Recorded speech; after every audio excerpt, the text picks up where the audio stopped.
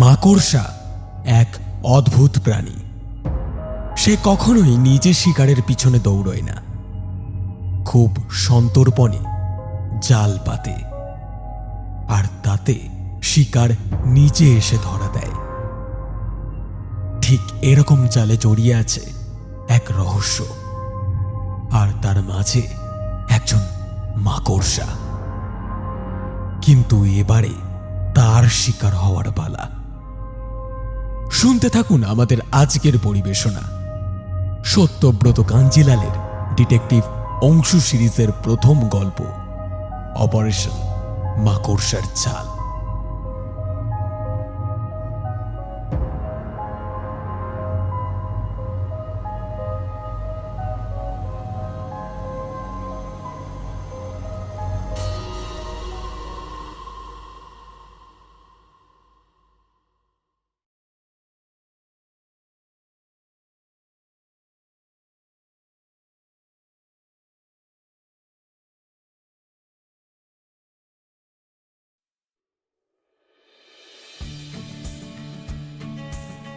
নমস্কার, আমার নাম রিপন চট্টরাজ।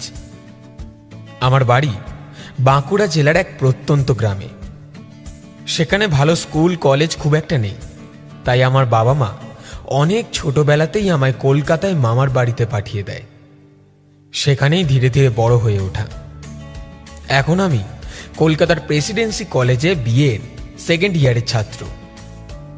আমার মামার বাড়িতে বর্তমান সময়ে মহিলা বলতে একজনও নেই। আছে দাদু, বড় মামা আর ছোট মামা। দিদুন ছিল, তবে আমি যেই বছর মাধ্যমিক দিই সেই বছর হার্ট অ্যাটাকে তিনি মারা যান। বড় মামার বিয়ের জন্য তোড়জোড় অনেক দিন ধরেই চলছে, তবে কবে যে মামি আসবে তা এখন বলা খুবই মুশকিল। মামাদের নিজস্ব পারিবারিক ব্যবসা বলতে ইলেকট্রনিক্সের দোকান। তা অবশ্য এখনো দাদুই সব দেখাশোনা করে। বড় মামা কলকাতার এক উচ্চ পদস্থ পুলিশ অফিসার, আর ছোট মামা এখনো কিছু করে না, তবে পড়াশোনা শেষ করে এখন একটু বেশি মনোযোগ দিয়েছে ওই কিছু স্বনামধন্য লেখকদের ডিটেকটিভ গল্পের বই পড়তে। হ্যাঁ, এখানে একটা কথা বলে রাখি, সাসপেন্স, থ্রিল, গোয়েন্দা এইসব গল্প অনেকেই পছন্দ করে, কিন্তু তাই বলে গল্পের মাঝখানে কে খুনি, কে চোর বা কার পক্ষে সম্ভব রহস্য উন্মোচন করা, এসব আমার ছোট মামা অনায়াসেই বলে দিতে পারত। ছোট মামার এমন অদ্ভুত ক্ষমতা দেখে বড় মামা বলতেন, এক কাজ কর অংশু, তুই কলকাতার গোয়েন্দা বিভাগে চেষ্টা করে দেখ, একটা হিললে হলেও হয়ে যেতে পারে। কিন্তু মামা কখনোই সে কথায় কান দেয় না। তার একটাই কথা, শোন দাদা, ওই সরকারি গোয়েন্দাগিরি আমার পোষাবে না। কথায় কথায় কি করছি, কোথায় যাচ্ছি সবকিছু বড় কর্তাকে আগে থেকেই জানাও। তুই একটা জিনিস দেখ, আমি যতজনকে নিয়ে বই পড়েছি, যেমন ফেলুদা, ব্যোমকেশ, শার্লক হোমস, এরা কেউ কিন্তু কারোর দাসত্বে বা কারোর অধীনে কাজ করেনি। তারা নিজেদের মতো স্বচ্ছন্দে নিজের বুদ্ধিতে সমস্ত ঘটনা সবার সামনে উন্মুক্ত করতেন। আসল ব্যাপারটা হলো personal investigation is much better then being a government detective.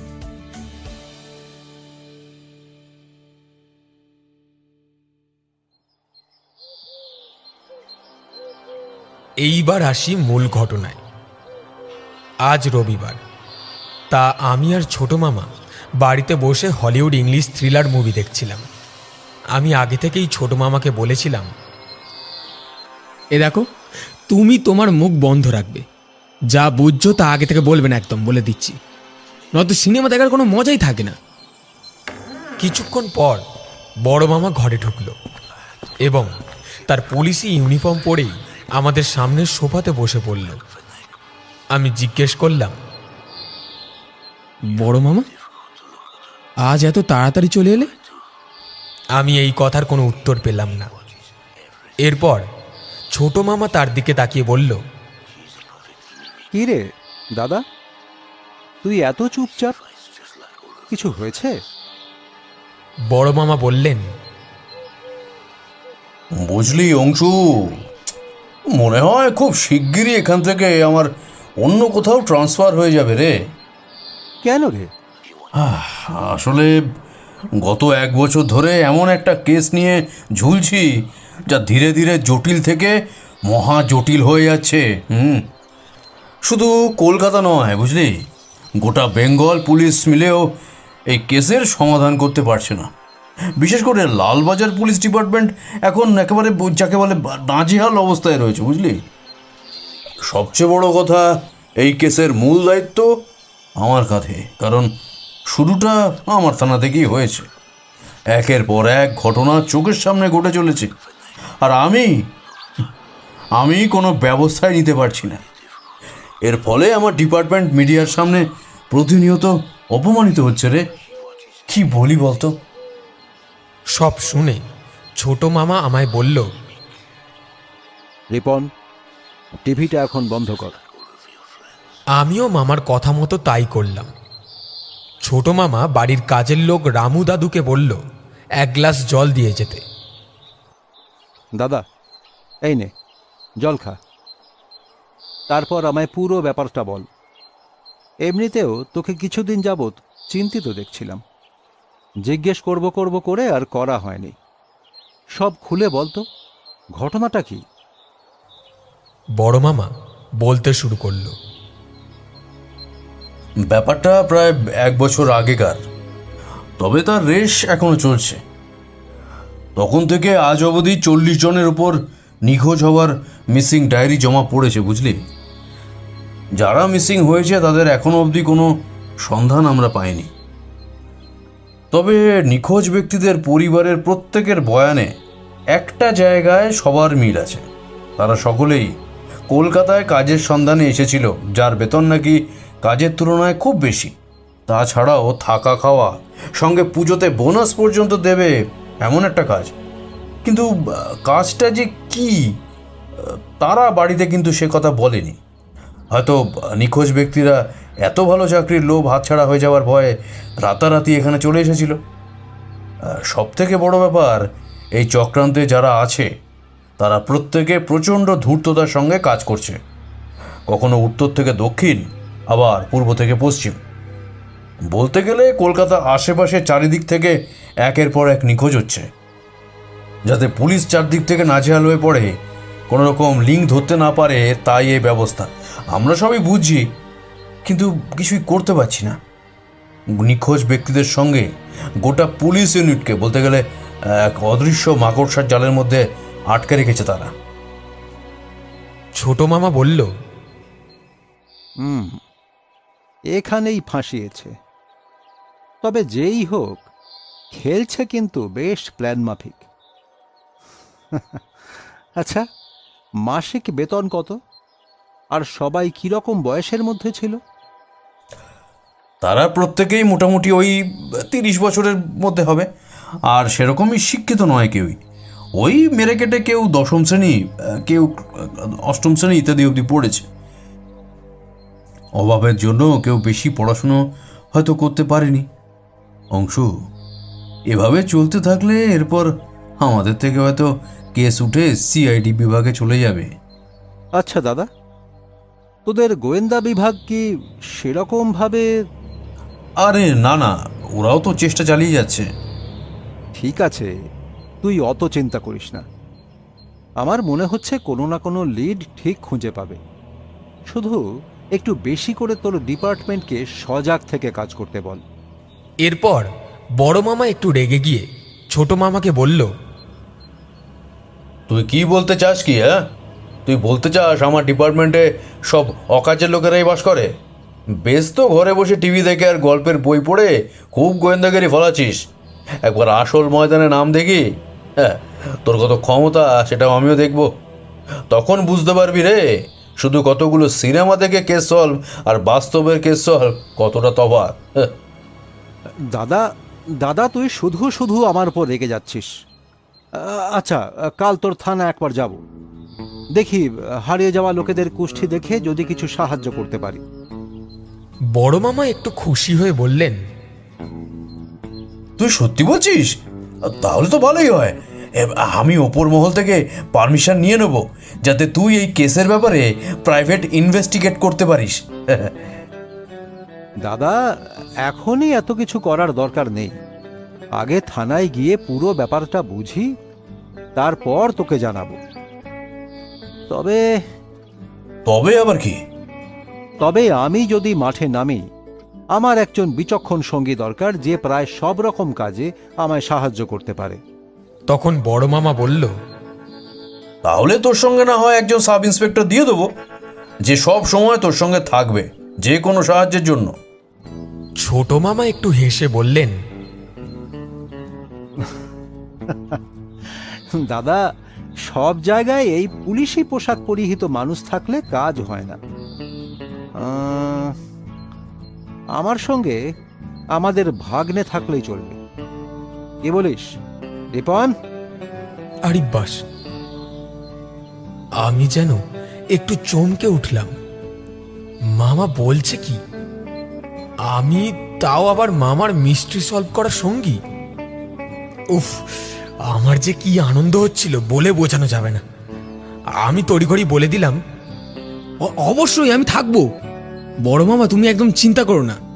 আমারও এখন কলেজে কোনো পরীক্ষাই নেই। আমি ছোট মামার পাশে সাহায্যের জন্য আছি, দেখবে বেশ ভালো হবে। ঠিক আছে, তাহলে তো আর কোনো কথাই নেই। এরপর বড় মামা সোফা থেকে ওঠার সময় ছোট মামাকে বলল, অংশু ভাই আমার, কিছু একটা কর যদি পারিস। এটা আমাদের পুরো কলকাতা পুলিশের সম্মানের ব্যাপার ভাই। আচ্ছা ঠিক আছে, কাল আগে যাই, তারপর দেখছি কি করা যায়।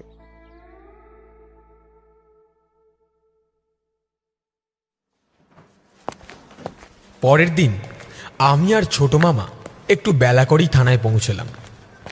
সেখানে পৌঁছে বড় মামার কেবিনে ঢুকে দেখলাম তিনি আগে থেকেই সমস্ত ফাইল গুছিয়ে রেখেছেন। ছোট মামা কিছুক্ষণ এটা সেটা নিয়ে কথা বলে শেষে বড় মামাকে একটাই কথা বলল, দাদা, আমি তোর কাছে 2 দিন সময় চেয়ে নিচ্ছি। আসলে প্রথমবার এইভাবে, আর তাছাড়া একটু ভালোভাবে সমস্ত ফাইলগুলো স্টাডি করতে হবে। পরে আমি নিজে তোর থানায় এসে কথা বলবো, কিন্তু এর মাঝে বাড়ি ফিরেও কিছু জানতে চাস না। বাইরে বেরিয়ে ছোট মামা আমায় বলল, কিছু বুঝতে পারছিস ভাগ্নে? কোন ব্যাপারে? আরে এই কেসটার বিষয়। ও না, তেমন কিছু না। তবে এতটুকু মনে হচ্ছে যে যা ঘটে চলেছে একের পর এক, তাতে এটা নিশ্চিত করে বলতে পারি লোকগুলোকে নিশ্চয়ই কেউ কোনো বাজে কাজে নিযুক্ত করছে। না রে, আমার কেন জানি না মনে হচ্ছে তারা কোনো রকম কাজ করার জন্য আদৌ বেঁচে আছে। তো তোমার এমনটা মনে হওয়ার কারণ কি? কারণ কারণটা তোকে যদি জানাতেই পারতাম, তাহলে তো কেস এখনই সলভ করে ফেলতাম ভাগ্নে। এটা এটা জাস্ট আমার অনুমান। তবে এটাই যে হয়েছে সেটা তো এখনই নিশ্চিত করে বলতে পারি না। এরপর আমাদের দুজনের বাড়ি ফিরে একসাথেই রাতে ডিনার করার কথা। কিন্তু খাবার দেওয়ার সময় রামু দাদু এসে বলল, ছোটদাদাবাবু বললেন আজ ওনার ঘরেই রাতের খাবার দিয়ে যেতে, তার অনেক কাজ আছে। পরের দিন সকালে ছোট মামার ঘরে গিয়ে দেখলাম মামা সেই সমস্ত ফাইল আর মিসিং পার্সনদের ফটো নিয়ে নাড়াচাড়া করছে। আমি আর তাকে কিছু জিজ্ঞেস করে ডিস্টার্ব করলাম না।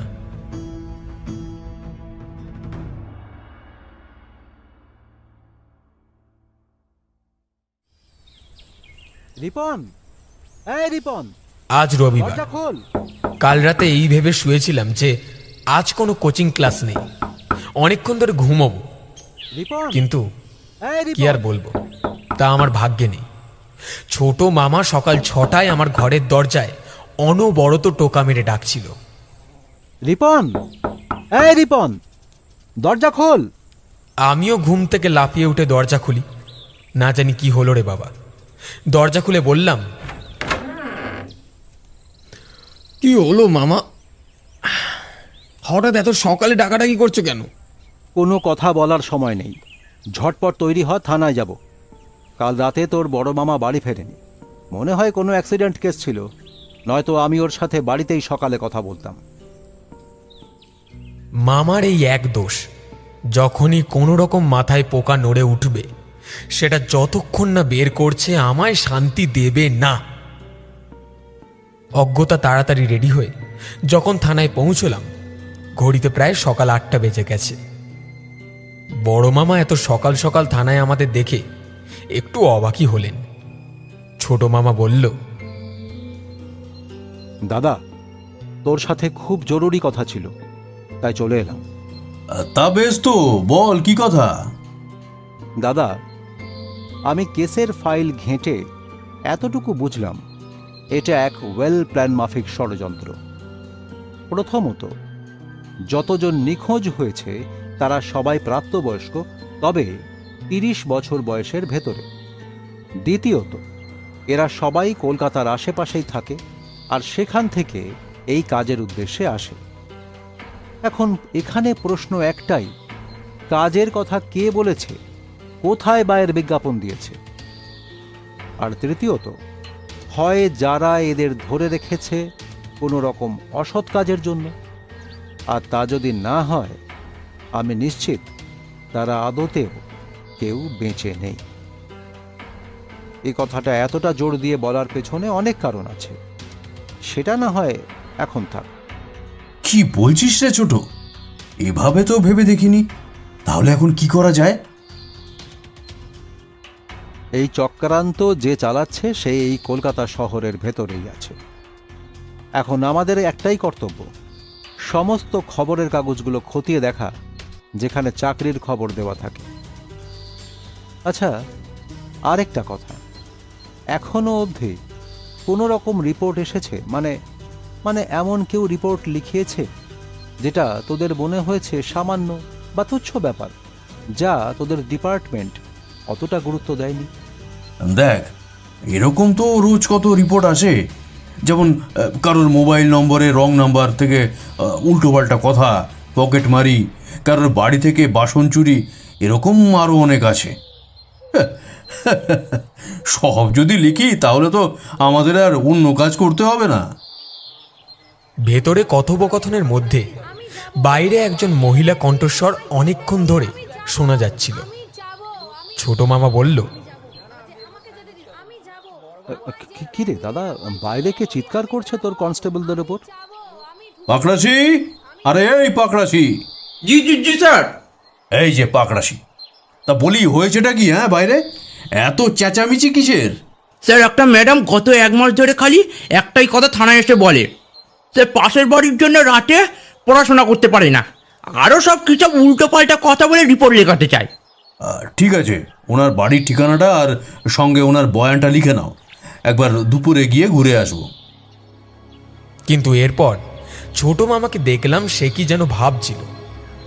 হঠাৎ বড় মামাকে বলল, দাদা, তুই একবার নিজে কথা বল, কারণ সাধারণ একটা ব্যাপার নিয়ে একজন শিক্ষিত মেয়ে 1 মাস ধরে থানায় ছুটোছুটি করবে না।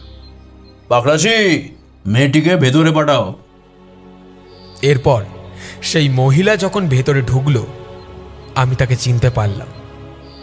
এ আমাদেরই কলেজে পড়ে, তবে আমার থেকে 1 বছরের সিনিয়র, ফাইনাল ইয়ারের ছাত্রী।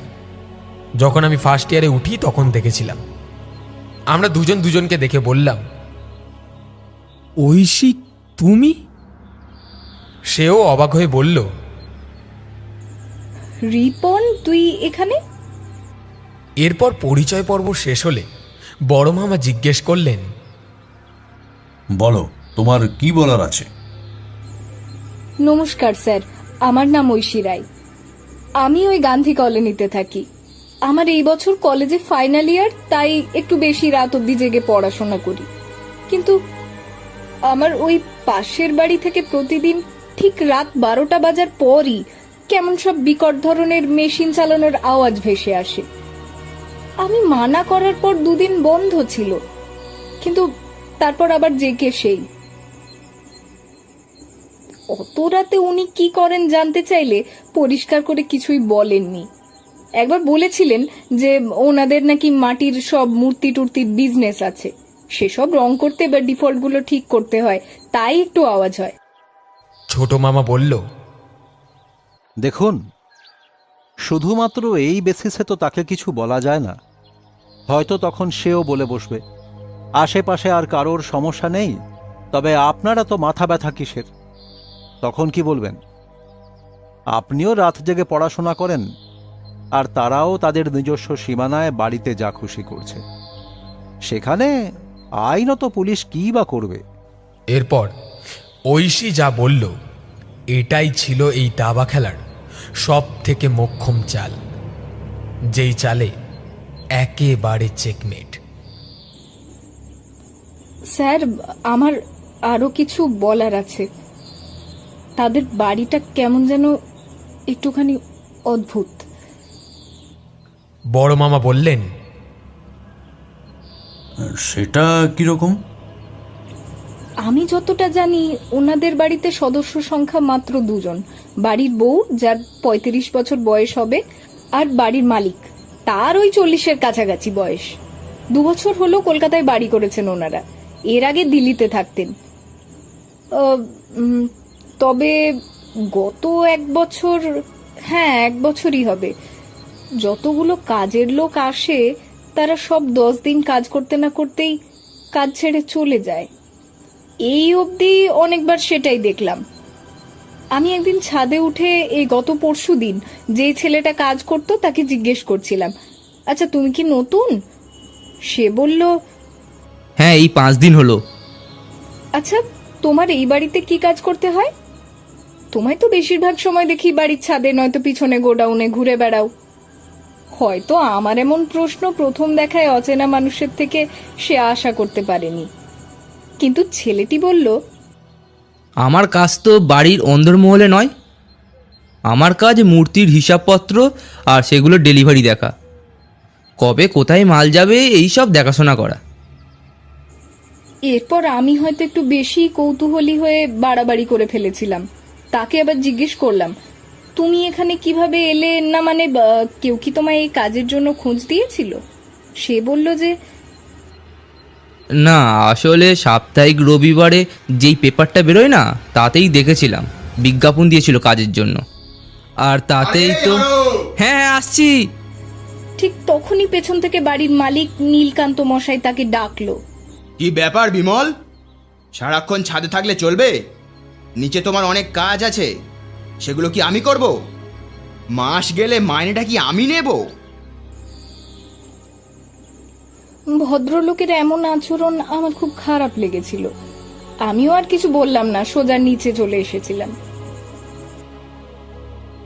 এরপর ছোট মামা ঐশীকে জিজ্ঞেস করল, তুমি ঠিক শুনেছ, সেই কাজের লোকটি পেপারে বিজ্ঞাপন দেখে এসেছিল? হ্যাঁ, আমায় তো। ওখানেই ছোট মামা তাকে থামিয়ে বড় মামাকে বলল, দাদা, তুই এখনই সাপ্তাহিক পেপারটা জোগাড় কর, তবে সেটা হতে হবে 1 সপ্তাহের আগের। ছোট মামা অনেকগুলো পাতা উল্টে পাল্টে ভালো করে দেখে শেষে একটা জায়গায় বুক পকেট থেকে পেন বের করে গোল মার্কিং করে বলল, বারে বারে ঘুঘু তুমি খেয়ে যাও ধান, এইবার ঘুঘু তোমার বধিব পরাণ। মামার মুখে এমন ধারা ছন্দ শুনে সেখানে বসে থাকা আমরা 3 জনই কেমন যেন দ্বন্দ্বে পড়ে গেলাম। বড় মামা তখন বললেন, কিরে ছোট, তুই কি কিছু খুঁজে পেলি? ছোট মামা বলল, দাদা, আমায় এক্ষুনি তোর ল্যাপটপটায় একটু ইন্টারনেট অ্যাক্সেস করতে দে। আমায় এই সাপ্তাহিক পেপারের অতীতে 6 মাসের পাবলিশ করা পেপারগুলো অনলাইন দেখতে হবে, কারণ সেগুলো হার্ড কপি খুঁজে পেতে অনেক দেরি হবে। ইন্টারনেট থেকে পেপারগুলো পড়তে সুবিধে এবং তাড়াতাড়ি হবে। বড় মামা আধ ঘন্টা পর জিজ্ঞেস করল, কিছু খুঁজে পেলি? হ্যাঁ, পেলাম। তবে এখন না, পরে বলবো। আচ্ছা দাদা, তুই এক কাজ কর, বাইরে বল যেন ঐশীর রিপোর্টটা নিয়ে নেয়। আর আর কি? আর তোর কথা মতো যেই কাজের জন্য আমার সাহায্য চেয়েছিলি, আজ তার কোড নেম রাখলাম অপারেশন মাকড়সার জাল। আজ আমি আর ভাগ্নে ঐশীর বাড়ি যাব ঠিক রাত 11টার সময়। আচ্ছা ঐশী, এতে তোমার বাবা মা বা তোমার বাড়িতে কোনো সমস্যা নেই তো? জানি তুমি অনেক আকাশ পাতাল ভাবছো আমার হেয়ানো প্রস্তাবে। আসলে পুলিশের তরফ থেকে আমি আগে যাব। ঠিক কেমন ধারা শব্দ তুমি শোনো প্রত্যহ রাতে, সেটা একবার নিজের কানে শুনতে চাই। আর সেরকম মনে হলে পরের দিন সেই ভদ্রলোকের বাড়ি গিয়ে সামনাসামনি আমি আর দাদা কথা বলে আসবো। এরপর ঐশী একটু ঠোঁটের কোণে হাসি নিয়ে এসে বলল, আচ্ছা তাই হবে। তারপর আমার দিকে ফিরে বলল, রিপন, এটা আমার ফোন নাম্বার। যখন তোরা আসবি আমায় একটা ফোন করে নিস, কেমন? এই বলে ঐশী সবার কাছে বিদায় নিয়ে চলে গেল। বড় মামা বললেন, ছোট, তুই আসল কাজ ছেড়ে কি এক প্রতিবেশী ঝামেলায় নিজেকে জড়াচ্ছিস? ছোট মামা বলল, কে বলল তোকে এটা একটা সামান্য প্রতিবেশীদের মধ্যে ঝামেলা? এই মেয়ের জিজ্ঞাসা করার কৌতূহলে সে যে কত কিছু জেনে ফেলেছে তা তুই ভাবতেও পারবি না। তবে হ্যাঁ, একজন গোয়েন্দার থিওরি কোন দিক থেকে কোন দিকে নিয়ে যায় সেটা পুলিশের বোঝা বড় দায় রে দাদা। আমি তখন খিক করে হেসে ফেলেছিলাম, তবে সেটা বড় মামার চোখ এড়ালো না। বড় মামা বললেন, যেমন তুই তেমন তোর ওয়াটসন জুটেছে। হ্যাঁ, কারোর কিছুই বোঝা যায় না, যত সব। দেখ দাদা, এইটুকু বলতে পারি, আমার পঞ্চ ইন্দ্রিয় জানান দিচ্ছে তোর এই কেসের সাথে কোথাও না কোথাও ঐশীর প্রতিবেশীর যোগসূত্র থাকলেও থাকতে পারে। বড় মামা আর আমি এই কথা শুনে নিজেদের কান দুটোকে বিশ্বাস করাতে পারলাম না। রাত তখন 9:30। দাদুকে ছোট মামা বলল, বাবা, আমি আর তোমার নাতি একটু বেরোচ্ছি, তোমায় তো সবটা বলেছি। এরপর আমি আর ছোট মামা একটা ট্যাক্সিতে বসে পড়লাম। কিছু সময়ের পর ঐশীর বাড়ির কাছে এসে পড়লাম। মামা বলল, ঐশী তোকে নম্বর দিয়েছিল না? একবার ফোন করে বল আমরা ওদের পাড়ায় ঢুকে গেছি। এরপর ফোন করা হলে ঐশী তাদের বাড়ির নিচের গেট খুলে দাঁড়িয়ে থাকে। তাকে দেখতে পেয়ে আমরা ট্যাক্সি থেকে নেমে পড়লাম। নামতেই ঐশী মামাকে একটু চোখ ঘুরিয়ে পাশের বাড়িটা দেখালো। আমিও সেই দিকেই দেখলাম। এ কি, এটা বাড়ি বলা ভুল হবে।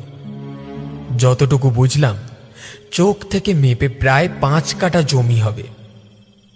তার উপর দাঁড়িয়ে বিশাল মাপের বাড়ি।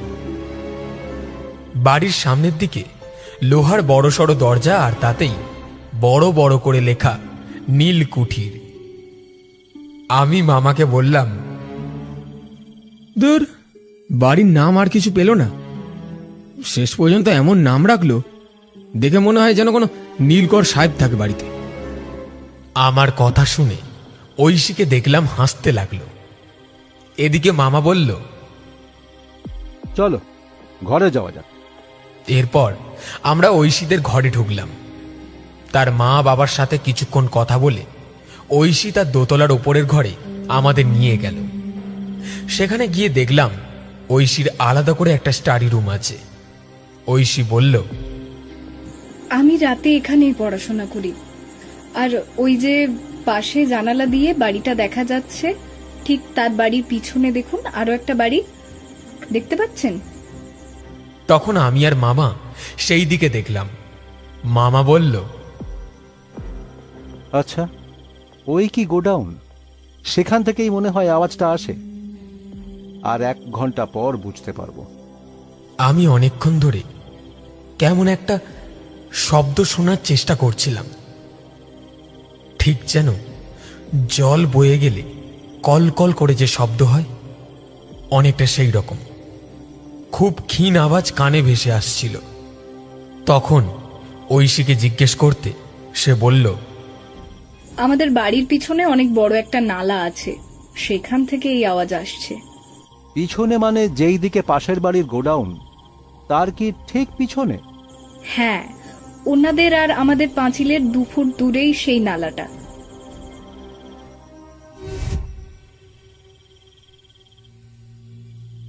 এরপর রাত ঠিক 12:30টার দিকে হয়তো চেয়ারে বসে আমার চোখটা একটু লেগে গেছিল। হঠাৎ একটা শব্দে আমার সমস্ত ঘুমের আড়ষ্টতা ভেঙে যায়। শরীরটা সতেজ হয়ে গেলে পাশে তাকাতে দেখি মামা, ঐশী কেউ নেই। আমি একটু ঘাবড়ে গেছিলাম। তখনই দরজা ঠেলে ঐশী বলল, এই যে মিস্টার, তোমার মামা ছাদে আছেন, তিনি ডাকছেন। বাবা, কলেজের শান্তশিষ্ট ছেলেটা এসেছে মিস্ট্রি উদ্ধার করতে। আমি আর কিছু বললাম না। আমিও তখন ঐশীর পিছু পিছু ছাদে উঠে গেলাম। দেখলাম মামা ছাদের উল্টো দিকের কার্নিশে দাঁড়িয়ে কিছু একটা শোনার চেষ্টা করছে। কাছে গিয়ে মামাকে ডাকতেই মামা বলল, চুপ, এখন আর একটাও কথা নয়, ভালো করে শোন। একটা শব্দ মাঝে মাঝে আসছে, সেটা ওই স্টোর রুম থেকে। আমি শুনলাম, তবে যতটুকু মনে হলো এটা কোনো সাধারণ মেশিনের শব্দ নয়।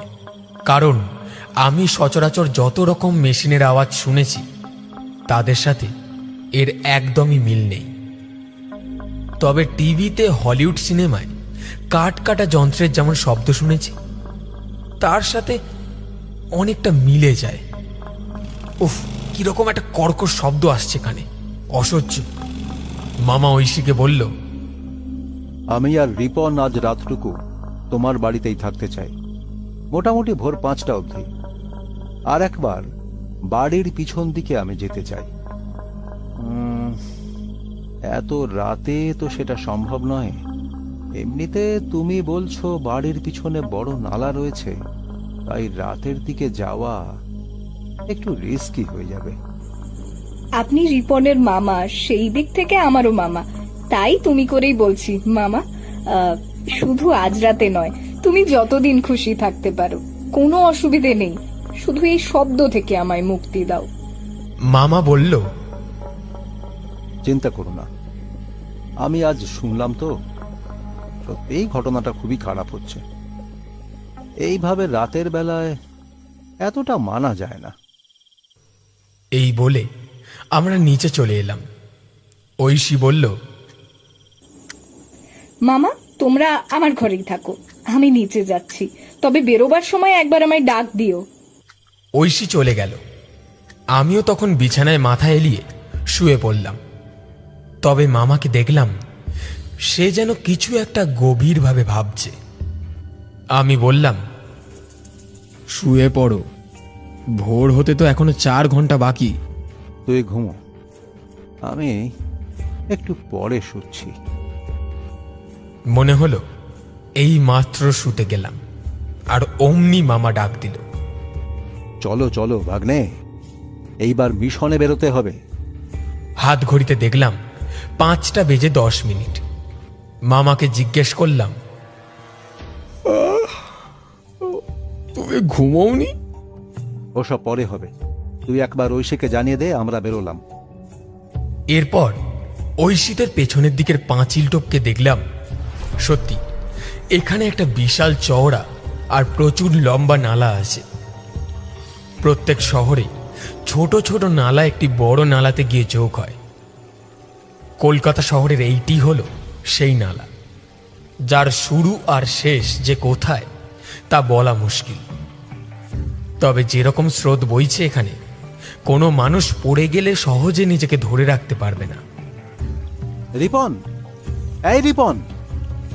মামা আমায় ডাকলো, তবে সেটা একটু দূর থেকে, মানে ঐশীদের পাশের বাড়ির পাঁচিলের ধারে দাঁড়িয়ে। আমিও সেখানে গেলাম। কি হয়েছে মামা? এদিকে দেখ, ভদ্রলোকের বাড়ির আউটলাইনে নর্দমার মুখের ভেতর মুখ ঢুকিয়ে কুকুরটা কি খুঁচিয়ে বের করতে চাইছে বলতো? ঠিক বুঝতে পারছি না। এরপর মামাকে দেখলাম হাতে একটা গ্লাভস পরে মাটি থেকে একটা ছুঁচালো কাঠি নিয়ে নালার মুখে ভালো করে খোঁচা দিতেই বেরিয়ে এলো খুবই সামান্য পরিমাণে মাংসের টুকরো। ব্যাপারটা দেখে মামা বলল, আচ্ছা রিপন, সাধারণত আমাদের বাড়ির নর্দমা থেকে কি কি বেরোতে পারে? ওই তো ভাত, তরি তরকারির টুকরো, শাক পাতা বা মাছের আঁশ, এইসব। একদম ঠিক, কিন্তু মাংসের টুকরো এটা তো স্বাভাবিক নয়। তোর মামা, তুমি দেখলে না কুকুরটা ওখানে খোঁচাচ্ছিল? হয়তো অন্য জায়গা থেকে মুখে করে আনার সময় এখানে ছোট্ট নালায় পড়ে যায়, সেটাই বার করছিল। তোর এই যুক্তি একেবারে ভুল। কুকুর কখনো তার তুলে আনা খাদ্য ওইভাবে খুঁচিয়ে খুঁচিয়ে খায় না, কারণ যেখানে খাবার খুঁজে পায়, যদি তার ইচ্ছে না থাকে তাহলে সে জায়গার পরিবর্তন করে অন্যত্র নিয়ে গিয়ে খায়। কিন্তু এখানে কুকুরটা যেভাবে মুখ ঢুকিয়ে পায়ের নখ দিয়ে মাংসের টুকরো বের করছিল, তাতে পরিষ্কার যে সে কাঁচা মাংসের গন্ধে এখানে এসে বের করার চেষ্টা করছে। হয়তো সে এখানে নিয়মিত মাংস পায়, আর তাই নালার উপরই ভাগে সহস্র নখের দাগ, যে দাগ বেশিরভাগ পুরনো হয়ে গেছে। তবে আরেকটা বিষয় লক্ষ্য করা যায়, এই ড্রেনের রংটাও কেমন যেন লালচে ধরনের।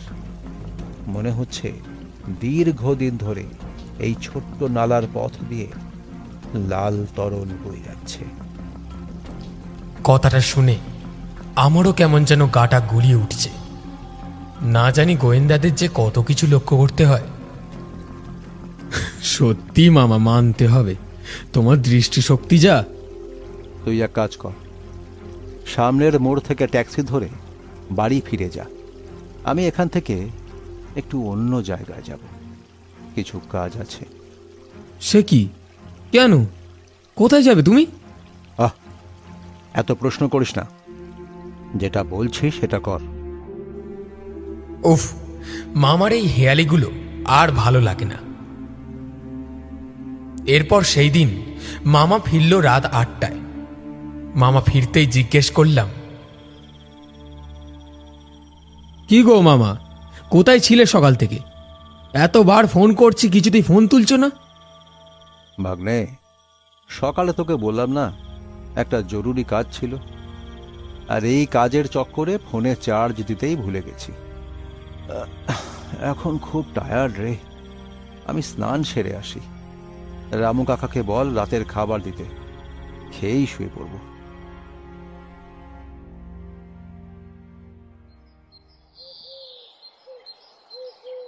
সকালে বড় মামা আর ছোট মামা ঘুম থেকে উঠে যখন ডাইনিং রুমে এসে বসলো, তখন বড় মামা জিজ্ঞেস করলেন, কিরে ছোট, শুনলাম কাল অনেকক্ষণ নাকি বাইরে ছিলি?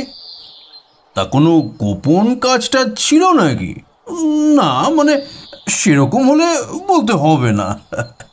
হ্যাঁ, বলতে পারিস, তবে কতক্ষণ গোপন থাকবে সেটা বলতে পারি না। ব্যাস, সকাল সকাল মামার আবার হেঁয়ালি।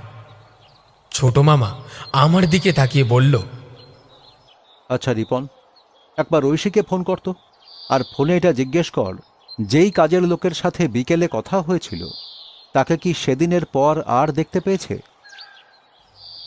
আমিও ঐশীকে জিজ্ঞেস করলাম। সে জানালো কাজের লোকটাকে প্রায় 4 দিন হলো আর দেখা যায়নি। কি বলল ঐশী? সে তাকে আর দেখেনি তো? না, আর দেখেনি।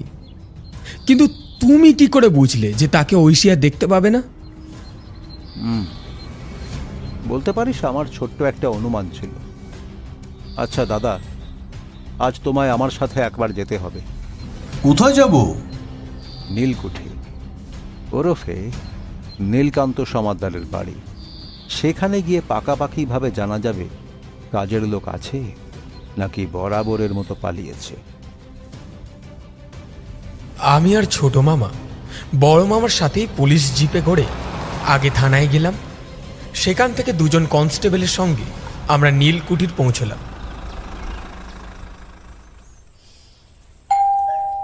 দরজায় কলিং বেলে চাপ দিতেই একজন গার্ড এসে দরজা খুলে দিল।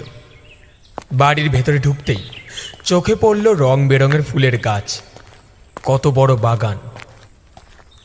ঘাসগুলো যেন সমানভাবে কাটা, তারা দুলে দুলে খেলা করছে। এত সুগন্ধ যেন বাতাসে গোলাপের গন্ধে আমার মন সতেজ হয়ে উঠল। একটু মুখ ওপর দিকে করতে ডান দিকে পাশের বাড়ির একটা জানলার দিকে চোখ পড়ল। দেখলাম ঐশী দেখছে আমাদের দিকে।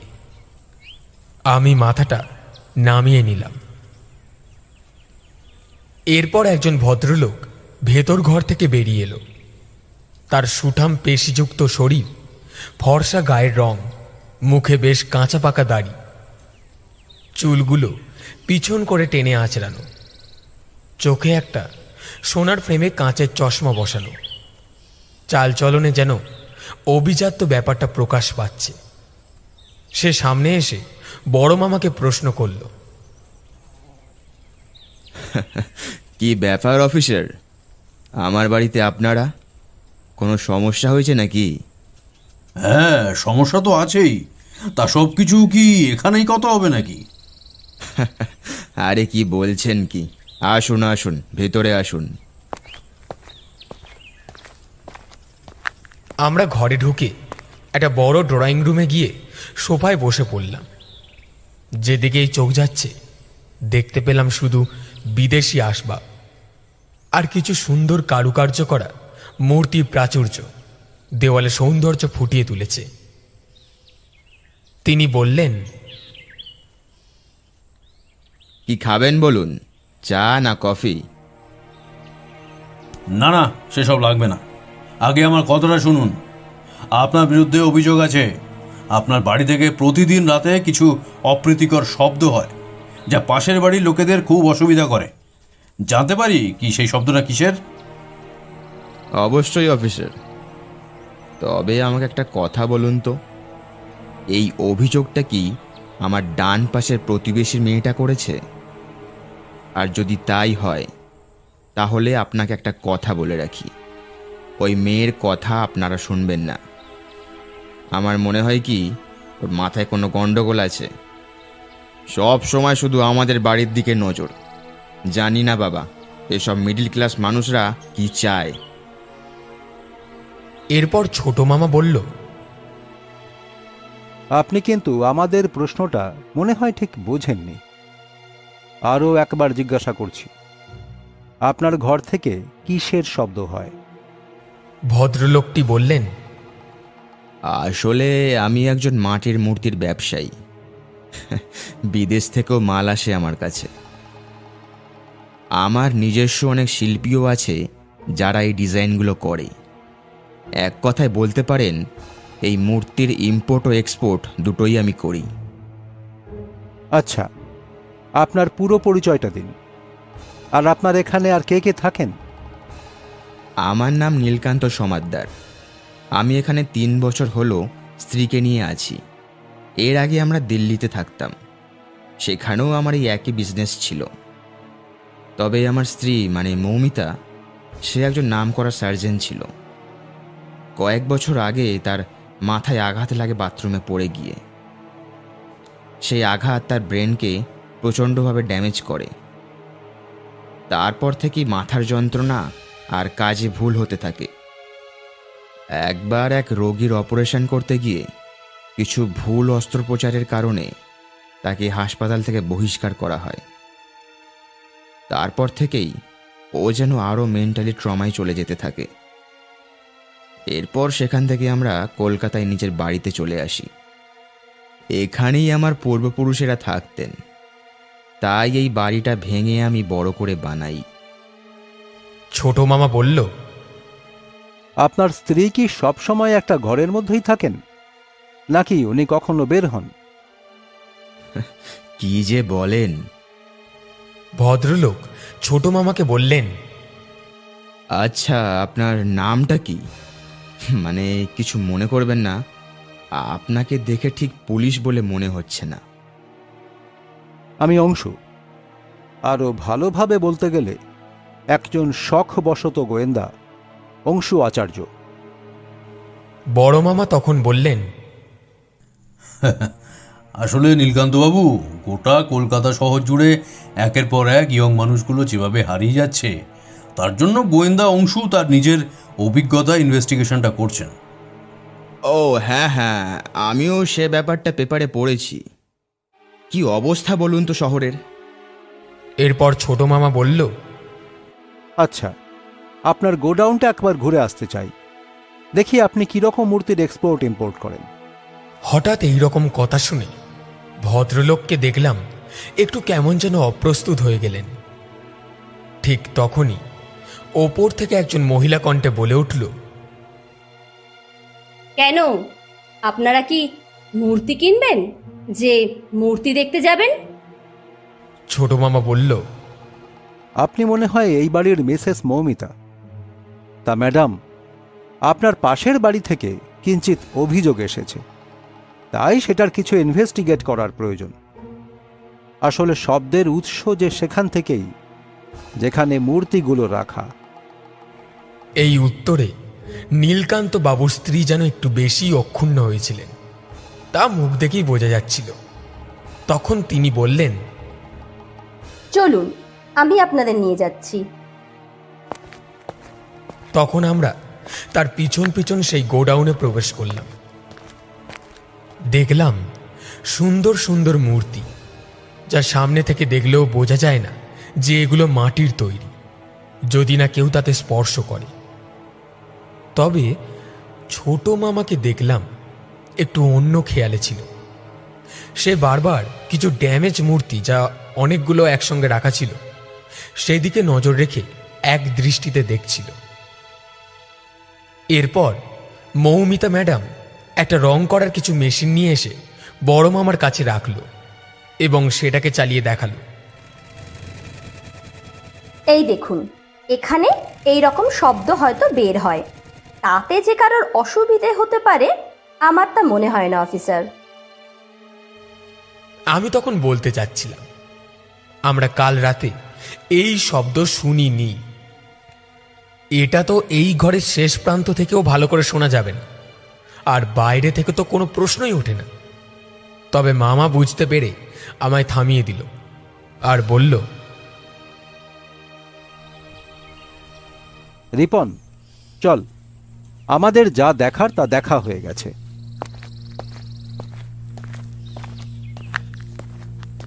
এরপর আমরা তাদের ড্রয়িং রুমে ফিরে এলাম। ছোট মামা বলল, তা ম্যাডাম, এত বড় বাড়ি দেখাশোনা কি আপনি করেন? আসলে কোনো কাজের লোক বা তেমন কাউকেই তো দেখলাম না, শুধু রান্নার একজনকে দেখলাম, যিনি চা দিয়ে গেলেন। এই সময় আজব এক কাণ্ড ঘটল। নীলকান্ত মশাই হঠাৎ একটু স্বাভাবিকভাবে হাসতে হাসতে বললেন, আরে মশাই, এটাই তো হয়েছে সমস্যা। যেই লোককেই রাখি না কেন, সে বেটা এক সপ্তাহ যেতে না যেতেই পালিয়ে যায়। সে কি মশাই, পালিয়ে যায় কেন তারা? আসলে কি বলি বলুন তো, আপনাদের তো আগেই বলেছিলাম, আমার স্ত্রী এই ঘটনার পর একটু বেশি বদমেজাজি হয়ে গেছে। সারাদিন কাজের লোকের ওপর যে কোনো কারণে কথা শোনাতে থাকে, আর তারা হয়তো এসব সহ্য করতে পারে না বলেই পালিয়ে যায় আমাদের বাড়ি থেকে। দেখি কিছুদিনের মধ্যে কোনো নতুন লোক পাই কিনা। এরপর ছোট মামা বলল, সব দেখে আর শুনে আমার মনে হয় আপনাদের পাশের বাড়ির মেয়েটি একটু বেশি বাড়াবাড়ি করে ফেলেছে। একটা ভদ্র পরিবারের ওপর এভাবে দোষারোপ করা একেবারে উচিত হয়নি। আমি আর বড় মামা পুরো হাঁ করে চেয়েছিলাম ছোট মামার দিকে। কি বলছে এসব? যে নিজেই এত তোড়জোড় করে নিয়ে এলো। একটা অদ্ভুত পরিবারকে আমরা তিনজনই দেখলাম, তাদের এত সম্মানের কারণ কি? ওপর থেকে বাড়ির মিসেস মৌমিতা একটু হেসে সুর নরম করে বললেন, এই তো, তাহলে আপনি ব্যাপারটা বুঝতে পেরেছেন। হ্যাঁ ম্যাডাম, আসলে আপনাদের সাথে কথা বলে আর সমস্ত কিছু দেখে যে কেউ বলে দিতে পারে এটা সামান্য ব্যাপার। যাক, সেসব থাক, আজকে আমরা উঠি। আপনাদের একটু ডিস্টার্ব করলাম, তার জন্য আমরা অত্যন্ত লজ্জিত। বড় মামা তাদের সাথে একটু কথা বললেন। তারপর সেখান থেকে আমরা তিনজনই বেরিয়ে এলাম। গাড়িতে উঠে যখন আমরা থানাতে এসে বসলাম, বড় মামা রীতিমতো যেন ছোট মামার ওপর একের পর এক প্রশ্নবাণ তীর ছুঁড়তে লাগলো। ছোট মামা বলল, তোর প্রশ্ন শেষ হয়েছে?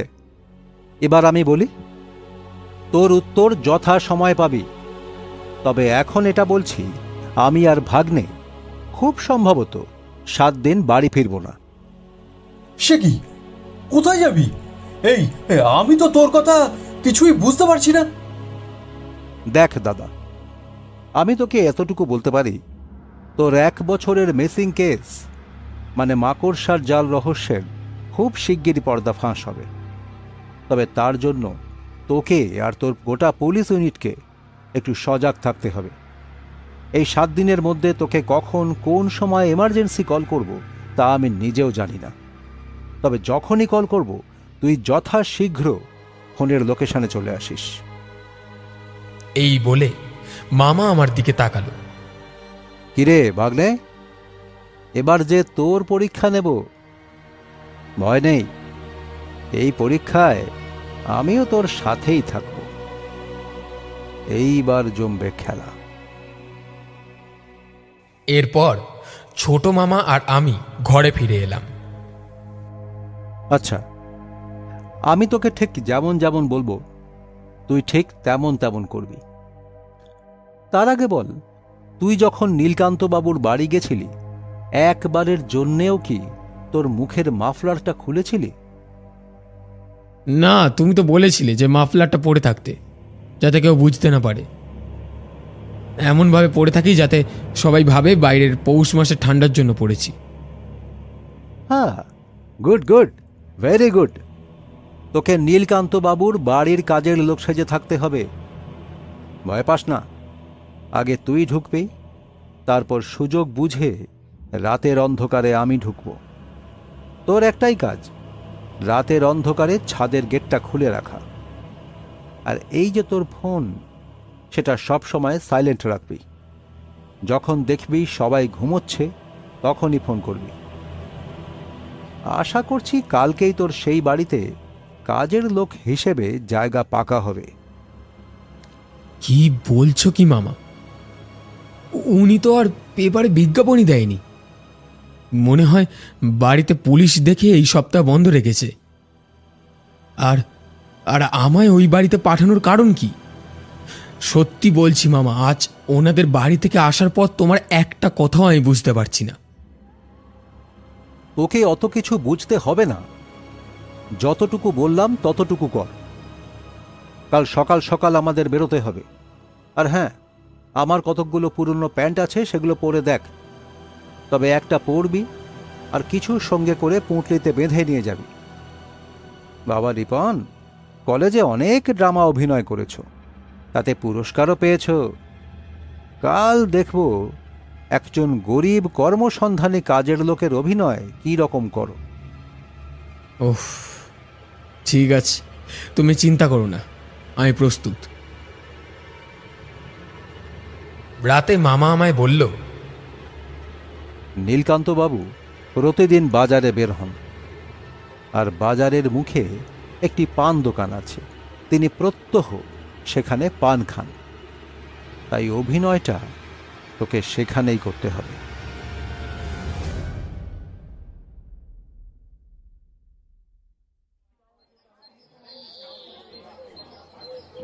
আমিও ছোট মামার কথা মতো ঠিক সকাল 8টার সময় নীলকান্ত বাবুর জন্য বাজারের মুখে একটা দোকানে খুব সন্তর্পণে একটু আড়ালে দাঁড়িয়ে অপেক্ষা করছিলাম।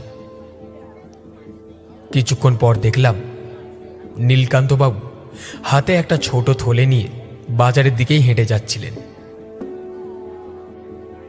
আমিও তখন একটা দীর্ঘ নিঃশ্বাস ফেলে দোকান থেকে বেরিয়ে একজন কাজ সন্ধানী যুবকের মতো তার পিছন পিছন সেই পান দোকানে উপস্থিত হলাম। এমন ভাব দেখালাম যেন গ্রাম থেকে এসেছি। দোকানদারকে জিজ্ঞেস করলাম, ও দাদা, এখানে কোথাও কোনো কাজের খোঁজ দিতে পারো? আমি বহু দূর থেকে আসছি। শুনেছি কলকাতা শহরটাতে অনেক ভালো মানুষ আছে বটে। দাও না গো, একটা সন্ধান দাও। যে কোনো কাজের সন্ধান দাও, আমি সব পারি। সেই দোকানের লোক আমায় কতগুলো কথা শুনিয়ে আগে যেতে বলল। মাথা ঘুরিয়ে অন্যরকম ভাবে দেখলাম আমার পাশে যিনি ছিলেন তিনি আমায় অনেকক্ষণ ধরে দেখছিলেন। হয়তো তিনি কিছু বলতে চাইছিলেন। আমি যখন দোকান থেকে বেরিয়ে কিছুটা হাঁটতে শুরু করলাম, মনে মনে একটা আশঙ্কা হচ্ছিল, আমায় কি চিনতে পেরে গেল নাকি? অভিনয়টা কি ঠিকঠাক ছিল? হঠাৎ আচমকাই পেছন থেকে একজন ডেকে উঠল, এই যে, ও ভাই, শুনছো? আমিও পেছন ফিরে বললাম, আমায় ডাকিতেছেন? হ্যাঁ হ্যাঁ, তোমাকেই বলছি, এদিকে আসো একবার। বলেন, কি বলবেন? তুমি কোথায় থাকো আর তুমি কিরকম কাজ খুঁজছো? ব্যাস এইবার আমার সময় এসেছে। আগে বাবু, আমার নাম খগেন বারুই। সেই বীরভূম থেকে এখানে আইতেছি। ঘরে মা তো বেজায় অসুখ, বাপ নেই, তাই শহরে কাজের জন্য ছুঁইতে এলাম। দেন না বাবু, একটা কাজ দেন, যাই দেবেন তাই করব, দেন বাবু। এরপর নীলকান্ত বাবু বললেন, তা তুমি কি পড়াশোনা জানো? আগে হ্যাঁ বাবু, 8 ক্লাস অবধি পড়েছি। বয়স তো অনেক কম বলেই মনে হচ্ছে। ঠিক আছে, তুমি আমার সাথে আমার বাড়ি চলো। তুমি সেখানেই থাকবে আর আমার বাড়ির অনেক রকম কাজ আছে, সেগুলি আপাতত করবে। আর তোমাকে মাইনেও ভালো দেব। কি, যাবে তো? আমিও তার পায়ে পড়ে গেলাম। আপনি স্বয়ং ভগবান। জয় মা, তুমি এই গরিবের কথা শুনেছ। চলেন বাবু, চলেন। আমি একটু দূরে বাজারের শাকসবজির দোকানে দেখলাম মামা দাঁড়িয়ে হাসছে। আমি নীলকান্ত বাবুর সাথে কিছুক্ষণের মধ্যে তাদের বাড়ি দ্বিতীয়বারের মতো প্রবেশ করলাম। তবে জানি না কপালে কি লেখা আছে। মামা, তুমি আমাকে কোন বিপদে ফেললে কে জানে। এরপর বাড়ির গিন্নি আমায় দেখে বলল, ও মা, এ তুমি কাকে নিয়ে এলে? তিনিও বললেন, আর বলো না, বাজারে যেতে গিয়ে দেখলাম একটা ছেলে রাস্তায় রাস্তায় একে তাকে জিজ্ঞাসা করছে কাজের সন্ধানের ব্যাপারে। দেখে আমার খুব মায়া হলো, আর অল্প সামান্য পেটে বিদ্যেও আছে, তাই আর কি নিয়ে চলে এলাম। ভালো করেছো। কি নাম তোমার? আগে মা জননী, আমার নাম খগেন। আমায় যা বলবেন করব। তবে আমার প্রথম মাসে মাইনেটা একবার বাড়ি পাঠাতে হবে। আসলে মাটা তো বড় অসুস্থ। তুমি চিন্তা করো না, সব পাঠিয়ে দেব। তোমার কি কাজ সেসব তোমায় ওই যে রান্নাঘরে যিনি রয়েছেন ভানুদা, তিনি সব বুঝিয়ে দেবেন। এখন যাও ওর সাথে, ও তোমায় তোমার থাকার ঘর দেখিয়ে দেবে। ভানুদা, ইয়েস ম্যাডাম। খগেনকে ওর ঘরটা দেখিয়ে দাও। খগেন আমাদের গোডাউনের নতুন কাজের লোক। এই কথা শুনে সেই ভানুদা কেমন একটা মুচকি হাসল। ব্যাপারটা দেখে কেমন যেন আমার লাগলো। এরপর আমিও তার সাথে সিঁড়ি দিয়ে দোতলায় উঠে দেখলাম ছাদের পাশে একটা ঘর। সেই ঘরের দরজা খুলে ভানুদা আমায় বলল, তোমায় এখানেই থাকতে হবে। আমিও বললাম, ধন্যবাদ ভানু দাদা। ভানু দাদা, বলছি তুমি কতদিন ধরে বাবুদের বাড়িতে আছো? তা আমি তেনারা যবে এখানে এসেছেন তবে থেকেই আছি। ম্যাডামরা আগে দিল্লিতে থাকতেন, বলতে পারো সেই বাড়ি থেকেই। বাবা গো, তাহলে তো মনে হয় মেলা বছর থেকে বটে। মেলা বছর মানে?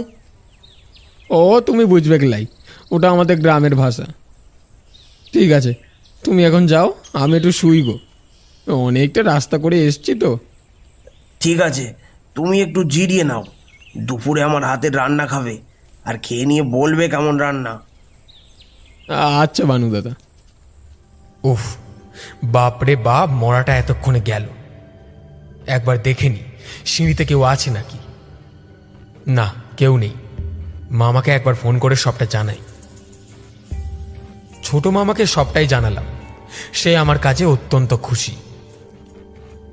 শেষে এটুকু বলল যে আজ রাত 12টার দিকে সে ছাদে উঠে আমার ঘরে আসবে, এবং আমার ঘরে যতদিন আমি থাকব, ওই মোটামুটি 7 দিন, ততদিন এই ঘরেই লুকিয়ে থাকবে। সত্যি বলতে আমার মাথায় কিছুই আসছে না। কি হচ্ছে, কেন হচ্ছে, কে জানে। মামা ভালোই ভালো আসুক, তারপর তার যে পরিকল্পনা আমায় সব জানতে হবে।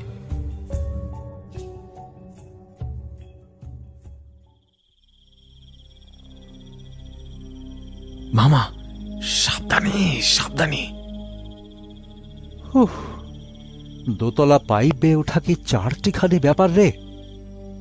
চল চল, ভেতরে চল। এখনো মনে হচ্ছে সেই শব্দ শুরু হয়নি।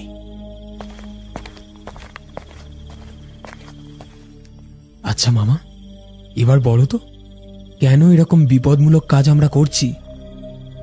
আগে দরজাটা লাগা, তারপর সব বলছি। তোর বড় মামা যেই কেসটার পিছনে এতদিন লেগেছিল, সেই কেসের মূল ঘাঁটি এটাই। কি বলছো মামা? তুমি কি করে বুঝলে?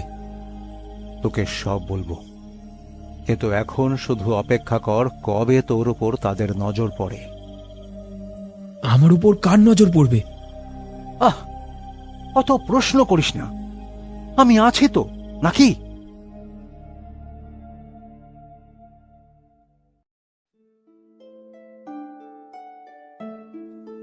দেখতে দেখতে 2 দিন কেটে গেল। সত্যি বলতে কোনো কাজ নেই। আমার ইতিমধ্যে 2 বার পাশের বাড়ির ঐশীর সাথে দেখা হয়েছে। সে তো প্রায় মুখ চিপে হেসেছে জানলায় দাঁড়িয়ে আমার এই রকম অবস্থা দেখে। মামা, আজ রাতে তো তুমি কিছুই খেলে না। ঐশী তো ছাদ থেকে প্রতিদিন দুবেলাই খাবার পাঠায়, তবে আজকে রাতের খাবার খেলে না কেন? না রে, খাবো একটু পরে। তুই খেয়ে এলি নিচে থেকে? হ্যাঁ, আমার হয়ে গেছে। তবে কি জানো মামা, এই বাড়ির মিসেস মৌমিতা, যাকে নীলকান্ত বাবু মেন্টালি পেশেন্ট বলেছিলেন, তার সেই রোগের কোন রকম লক্ষণ আমি আজ পর্যন্ত দেখতেই পেলাম না। ভাগ্নে, সব সাজানো। তুই শুয়ে পড়, আমি একটু ছাদ থেকে ঘুরে আসছি। একটা জিনিস লক্ষ্য করেছিস? তোর ঘরের দরজায় কোন রকম লক সিস্টেম নেই। সেটা যে কেন, ভালোই বুঝতে পারছি। রাত তখন প্রায় 2টো। মামা আমায় জোরে জোরে ধাক্কা দিতে লাগলো। রিপন, এই রিপন, ওঠ। আমিও উঠে বসলাম। মামা আমায় আস্তে করে বলল, তুই পাশ ফিরে ঘাপটি মেরে শুয়ে থাক। তোর ঘরে কেউ আসছে, তুই কিন্তু ভুলে উঠে বসবি না। আমি তোর বড় মামাকে ফোন করে সংকেত পাঠিয়ে দিয়েছি, আর নকল রিভলভার আমার কাছে আছে। এই দিয়েই আজকে রাতে করব কিস্তিমাত। আমার ঘর ছিল অন্ধকার। ছোট মামা দরজার কোণে লুকিয়েছিল, যাতে দরজা খুললে কেউ তাকে দেখতে না পায়। এরপর আমি শব্দ পেলাম। কেউ যেন আমার ঘরের দরজা খুব ধীর শব্দে খুলে ফেলল। আস্তে আস্তে আমার দিকে নিঃশব্দ পায়ে কোনো মানুষ হেঁটে আসছে। হঠাৎ আশ্চর্যভাবে ঘরে আলো জ্বালিয়ে মামা বলে উঠল, কি মৌমিতা ম্যাডাম, এত রাতে খগেন বাবুর ঘরে ইঞ্জেকশন নিয়ে কি করছেন? আমিও তখন উঠে বসে দেখলাম মৌমিতা ম্যাডাম নিজের শরীর থেকে চাদর সরিয়ে মামার দিকে এগিয়ে যেতে লাগলো একটা ইঞ্জেকশন নিয়ে। মামা তখনই তার থেকে সরে গিয়ে পিছন থেকে পিস্তলটা বের করে বলল, খবরদার, আর এক পাও এগোবেন না। ইঞ্জেকশনটা ফেলে দিন, ফেলে দিন বলছি। সেও তখন সেটা ফেলে দিল। এরপর মামা বলল, চলুন, নিচে চলুন। এই যে খগেন বাবু, আপনিও চলুন। আমরা তিনজনই ধীরে ধীরে নিচে নেমে এলাম। তখন মামা বলল, আপনার স্বামী আর রান্নার লোকটা কোথায়? তিনি তখন একটু আমতা আমতা করে মামাকে ধমকে বললেন, আমি জানি না, আপনার দরকার, আপনি খুঁজে বার করুন। এরপর আমি শুনতে পেলাম অনেকগুলো গাড়ি সাইরেন দিয়ে থামার আওয়াজ। তার মানে বড় মামা পুরো টিম নিয়ে চলে এসেছে। বাইরের দরজায় টোকা পড়তেই আমি দৌড়ে গিয়ে দরজা খুললাম। বড় মামা কিছু পুলিশ নিয়ে ঘরে ঢুকলো। বাকিরা গোটা বাড়িটাকে ঘিরে রেখেছিল যাতে কেউ পালাতে না পারে। বড় মামা জিজ্ঞেস করলেন, হে কি কাণ্ড ছোট, তুই পিস্তল হাতে নিয়ে মিসেস মৌমিতার দিকে উঠিয়ে রেখেছিস? হেই, কি হয়েছে বলতো? দাদা, তোমরা গোটা ইউনিট মিলে এতদিন ধরে মিসিং যাওয়া মানুষদের পিছনে যারা আছেন তাদের খুঁজছিল। মানুষগুলো হারিয়ে যাওয়ার ঠিকানা একমাত্র এই বাড়ি, আর এই চক্রান্তের একজন হলেন মিসেস মৌমিতা। আমরা যতজন সেখানে ছিলাম, ছোট মামার কথাতে সবাই একসাথে সেই মহিলার দিকে তাকাতেই সে যেন রাগে গজগজ করতে শুরু করলো। একজন পুলিশ এসে সঙ্গে সঙ্গে হাত করা পড়াতেই তিনি এক তীব্র ভয়ানক অট্ট হাসিতে ফেটে পড়লেন। এই ডিটেকটিভ, তোর সাহস তো কম নয়। কি প্রমাণ আছে তোর কাছে যে আমি এর পেছনে দায়ী? প্রমাণ? হ্যাঁ, সময় এলে সেটাও দেব। তবে তার আগে আপনার গুণধর স্বামীকে খুঁজে বের করি। দাদা, ওনাকে সঙ্গে নিয়ে পিছনে গোডাউনটাতে চল। মিসেস মৌমিতা বললেন, চলুন চলুন গোডাউনে, ওখানে মূর্তি ছাড়া কিছুই পাবেন না। এরপর আমরা গোডাউনে প্রবেশ করলাম, কিন্তু সেখানে কাউকে দেখতে পেলাম না। তখন আরো একবার সেই মহিলা বললেন, তা শখের গোয়েন্দা, কিছু পেলেন? একটু ধৈর্য ধরুন মিসেস মৌমিতা। দাদা, ওই ডিফেক্ট মূর্তিগুলো সরিয়ে দেখ, একটা চারকোনা ম্যানহোলের ঢাকনা দেখতে পাবি। সেটা খুললেই সব বুঝতে পারবি। এরপর মৌমিতা ম্যাডামের মুখের দিকে তাকাতেই দেখলাম ওনার সব হাসি যেন কর্পূরের মতো হাওয়ায় মিলিয়ে গেল। বলতে লাগলেন, না না, ওখানে কিছু নেই, কিছু নেই ওখানে। যেই না একজন অফিসার সেই ঢাকনা সরালো, অমনি একটা ঠান্ডা ধোঁয়া বেরিয়ে আসতে লাগলো সেখান থেকে, যেন নিচে কোনো আইস ফ্যাক্টরি আছে। দুজন লেডি পুলিশকে মৌমিতা ম্যাডামের সঙ্গে ওপরেই থাকতে বলল বড় মামা। আমরা একে একে নিচে গিয়ে দেখলাম এক অদ্ভুত জায়গা। সেখানে আমাদের সকলে খুব শীত করতে লাগলো, তবে সেটা হয়তো ক্ষণিকের জন্য, কারণ যেই দৃশ্য সামনে দেখলাম তাতে হয়তো আমার অন্নপ্রাশনের ভাত উঠে আসতো যদি আর বেশিক্ষণ সেখানে থাকতাম। তবে যেটুকু সময় ছিলাম তাতে এই দেখলাম যে তিনটে বড় বড় সাইজের ফ্রিজার রাখা, আর আশপাশটা শুধু রক্তে ভেসে আছে।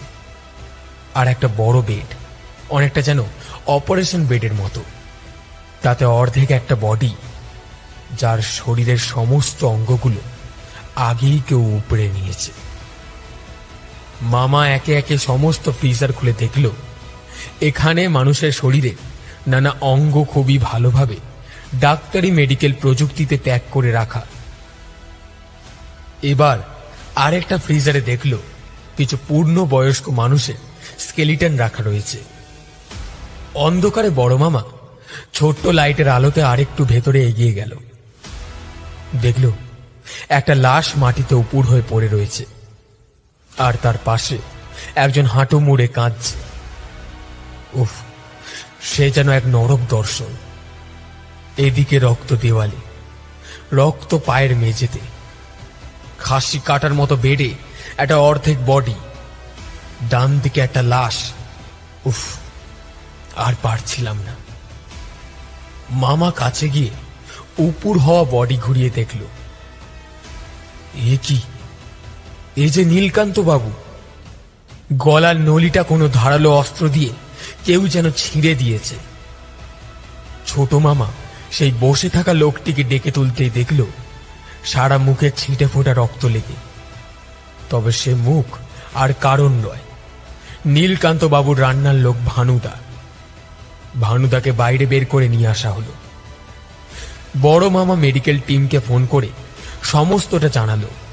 তারা যেন যথাশীঘ্র এখানে এসে সমস্ত কিছু উদ্ধার করে। সবাই একে একে সেখান থেকে বের হয়ে আসছে। মৌমিতা ম্যাডাম তা দেখে কিছুক্ষণ আগের রাগান্বিত মুখটা যেন সাদা ফ্যাকাশে হয়ে গেল। কিন্তু যখন ভানুদা বেরোবার পরও তার স্বামীকে দেখতে পেলেন না, তখন উৎকণ্ঠায় জিজ্ঞেস করল, আপনাদের সঙ্গে নীল কেন এলো না? ও কি পালিয়েছে?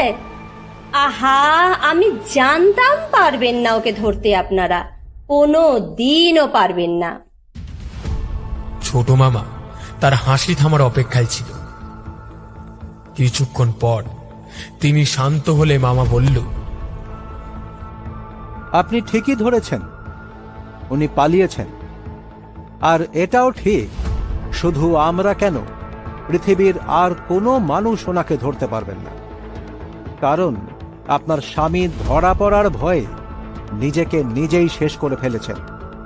না, এ হতে পারে না, আপনারা মিথ্যে বলছেন। এরপর যখন পুলিশ তার স্বামীর বডি নিচ থেকে তুলে আনলো, মৌমিতা ম্যাডাম তা দেখে ভিড়মি খেয়ে পড়ে গেল। অপর প্রান্ত থেকে ভানুদা বলে উঠল, একদিন তো এটা হওয়ারই ছিল নীলকান্ত বাবুর সঙ্গে। আমিও চেষ্টা করেছিলাম, কিন্তু পারলাম না, শুধুমাত্র আমার পরিবারের ছোট দুটো শিশুর কথা মনে করে। এরপর সাইরেন বাজাতে বাজাতে আরো পুলিশ ভ্যান সঙ্গে মেডিকেল টিম নিয়ে ঘরে ঢুকলো।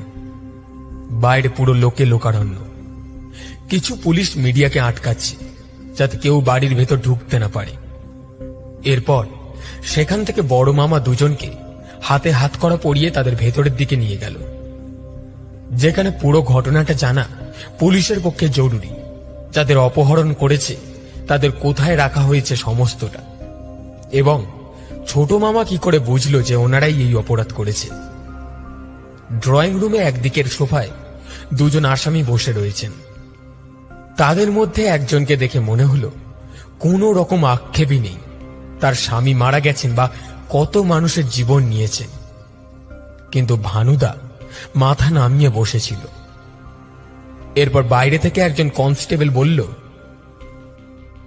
স্যার, বাইরে একজন মেয়ে দাঁড়িয়ে, নাম বলল ঐশী। সে একবার ভেতরে আসতে চায়। বলল আপনারা নাকি তাকে চেনেন। ছোট মামা বলল, অবশ্যই, আসতে দিন তাকে। এরপর বড় মামা আর ঐশী অপর দিকে একটা সোফায় বসল, আর ছোট মামা দাঁড়িয়ে রইল। তা ভানুবাবু, আপনি বলুন, এই রকম পরিকল্পনা মাফিক ক্রাইম আপনারা কবে আর কিভাবে শুরু করেছেন? মিসেস মৌমিতা যে মৌনব্রত ধরেছেন কিছুই বলছেন না, তাই ভানুবাবু আপনিই শুরু করুন। এরপর ভানুদা কিছুক্ষণ পর বলল, আসলে নীলকান্ত বাবু আর ওনার স্ত্রী থাকতেন দিল্লিতে। সেখানেই ওদের ব্যবসা ছিল মাটির পুতুল এক্সপোর্ট আর ইম্পোর্ট করার। মৌমিতা ম্যাডাম বেসরকারি হসপিটালে ডাক্তার ছিলেন। বেশ ভালোই তাদের সাংসারিক জীবন চলছিল। আমিও তাদের বিবাহের পর ওই বাড়িতে রান্নার লোক হিসাবে নিযুক্ত হই। বাবু বড় ভালোবাসতেন আমায়। দিল্লিতে থাকতে সেই রাতের কথা আজও আমার মনে আছে। তিনি বলেছিলেন, ভানু, আজ তোকে একটা কথা বলি। জানিস, তোর মালকিনকে আমি ভালোবেসে বিয়ে করেছি। তবে ওর বড্ড লোভ। বেশি টাকার জন্য কত মানুষের সাথে সবার অজান্তে একের পর এক পাপ করে চলেছে। এই কথা বলতেই বাবু কিছুক্ষণের মধ্যে উপলব্ধি করলেন একজন কাজের লোকের সামনে নিজের স্ত্রীর নামে এমন সমস্ত কথা বলা উচিত নয়। তখন কথা ঘুরিয়ে অন্যরকম কথা বলতে লাগলেন। একদিন শুনলাম ম্যাডামকে নাকি হাসপাতাল থেকে বরখাস্ত করেছে। তার কারণ তিনি নাকি মানুষের দেহের অঙ্গ পাচারকারী লোকদের সঙ্গে যুক্ত। তখন হসপিটাল কর্তৃপক্ষ চায়নি যাতে ব্যাপারটা মিডিয়া জানুক, তাহলে তাদের হসপিটাল বন্ধও হতে পারত। কিন্তু ভেতরে ভেতরে সবাই জানতো।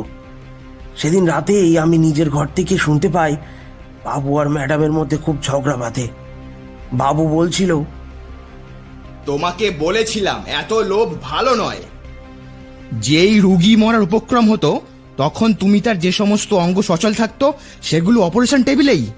ছি মৌ, ছি, এটা অনেক বড় অপরাধ। তোমাকে আমি আগেও সাবধান করে বলেছিলাম।